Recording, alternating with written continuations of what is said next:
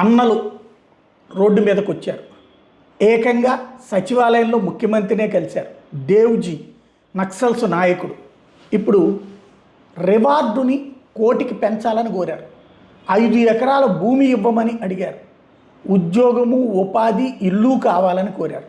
అంటే సాధారణ పేద ప్రజలు ఎవరైతే ఆర్థిక ఇబ్బందుల్లో ఉంటారో లేదా ఎదుగుదల లేక ఇబ్బంది పడుతుంటారో, డబుల్ బెడ్రూమ్ ఇల్లు ఇవ్వండి, ఓ స్థలం ఇవ్వండి, ఓ పొలం ఇవ్వండి అన్నటువంటిది ఈ డిమాండ్ని వాటిటి కోసం వాటిని పేదలకు అందించడం కోసం పోరాడామంటూ దశాబ్దాల తరబడి పోరాటం చేసి చివరికి పోలీసులకి లొంగిపోయినటువంటి దేవ్జీ ఇప్పుడు ఆల్రెడీ 25 లక్షల రూపాయలు ప్రభుత్వం నుండి రివార్డు తీసుకున్నారు. అది 1 కోటికి పెంచమని అడుగుతున్నారు.